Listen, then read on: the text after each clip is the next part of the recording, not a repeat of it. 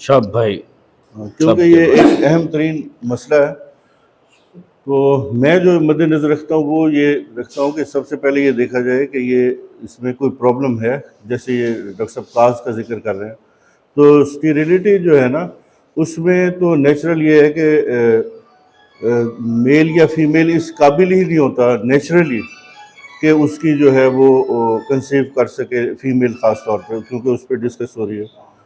تو اس میں دو قسم کی خرابیاں ہیں. ایک تو یہ ہے کہ اس کے جینیٹل آرگن ڈیولپ ہی نہیں ہوئے, تو اس میں پیچوٹری گلینڈ جو ہے وہ بڑا اچھا کام کرتی ہے. اس میں اووری چھوٹی ہے یا اس میں ایگ کا سائز کم ہے یا کسی بھی وجہ سے کوئی بھی جینیٹل آرگن کا حصہ جو ہے وہ صحیح ڈیولپ نہیں ہوا, تو میرے تجربے میں جو ہے وہ پیچوٹری 3x سے لے کے 30 تک وہ اچھا کام کرتی ہے, باقی میزمیٹک ریمیڈیز کے استعمال کے ساتھ ساتھ. اور اس میں جو ہے دوسری جو خرابی آتی ہے وہ ایک تو دیکھیں سفلیٹک آ جاتی ہے کہ کوئی چیز ڈیولپ ہی نہیں ہے, اس کا کام بالکل جو ہے رک گیا. ایک اس میں ہے کہ فنکشنل ایک خرابی ہے کہ سپرم بھی موجود ہے, ایگ بھی صحیح آ رہا ہے, لیکن ان کا فنکشن صحیح نہیں ہو رہا, ان کا ملاپ صحیح نہیں ہو رہا. اس میں جو دوائیاں کام کرتی ہیں وہ یہ سورک ریمیڈیز جو ہے وہ بڑا بہترین کام کر جاتی ہیں. مزاجی دوائیاں جو ہے مجھے تو زیادہ تر اس میں ملتی ہیں وہ سورک مل جاتی ہیں, کلکیریا کارب وغیرہ اور لائکو اور اس طرح کی ریمیڈیز. میازم کے حوالے سے جو ہے وہ اگر سیکسول ٹرانسمیٹڈ ڈیزیزز ہیں یا کوئی ماروسی چلے آ رہی ہیں, اور اس میں جو ہے میڈورینم بہت اچھا کام کر رہی ہے.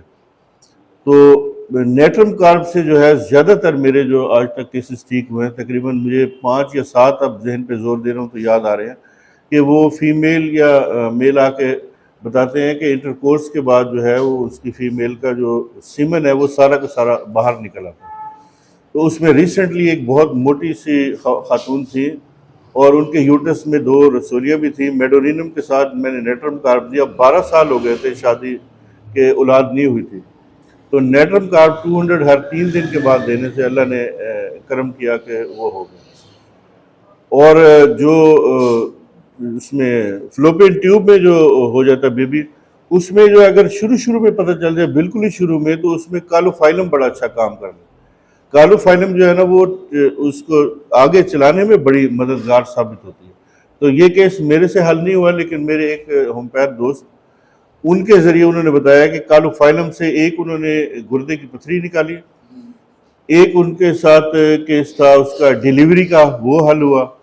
اور ایک ان کے کوئی قدرتی طور پہ بعض ڈاکٹرز کو اللہ تعالیٰ وہ رحمت دیتا ہے, وہ یہ ہے کہ جیسے ہی پتہ چلا کہ اس کے فلوپین ٹیوب میں حمل ٹھہر گیا, تو کالوفائلم 1 جو ہے کچھ دن گھنٹے بعد دی, پھر 1 ڈیلی ڈوز دی, تو وہ جو ہے نا یعنی کہ اس سے باہر نکل آیا.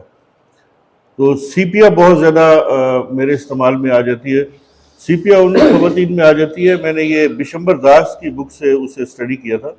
سیپیا کے ساتھ جب اگر بانجھ پن ہوگا, اس میں قبض ضرور پائی جائے گی. قبض ہوگی, مریضہ کو سردی لگے گی, اور باقی سیپیا کی جو علامتیں ہیں وہ کچھ نہ کچھ پائی جائیں گی. لیکن قبض خاص طور پہ پائی جائے, لیکوریا ساتھ ہو اور بانجھ پن ہو, سیپیا کا مزاج ہو, تو سیپیا سے ہی ہو جاتا ہے, پتلی دبلی جو خواتین ہیں. تو اس میں ایک اور ریمیڈی تھی, ابھی ڈاکٹر صاحب آنے والے ڈاکٹر صابر غالباً, ان کی رشتہ دار تھی مغرور بے حد, بہت زیادہ مغرور خاتون جو ہے, وہ اس سے پلاٹینا سے وہ ٹھیک ہوئی تھی. ان کے بھی تقریباً کوئی 12-14 سال ہو گئے تھے, اور ان کی وہ نہیں ہوئی تھی, کنسیو نہیں ہوا تھا, تو وہ پلاٹینا سے ٹھیک ہو گئی, صرف ان کی اس بات کو دیکھتے ہوئے کہ بے حد ہی مغرور, جیسے ڈاکٹر کو ایک بالکل ایک 3rd کلاس قسم کا انسان سمجھ کے کوئی کسی کے پاس علاج کے لیے آ جاتا ہے, اور اس طرح بولتا ہے کہ بھی تیرے کول بھی کوئی علاج ہے, سے 10 اس طرح کا. تو اس پہ وہ دی تھی, وہ اللہ کی رحمت سے وہ بھی ٹھیک ہوا. تو عام طور پہ میرے استعمال میں جو ہے وہ یہی, اور بھی بہت ساری میڈیسنز آتی رہتی ہیں, لیکن یہ آتی ہیں میازم کو خاص طور پہ جب تک صحیح طور پہ قابو نہ کیا جائے, عام طور پہ یہ کیسز ٹھیک نہیں ہوتے.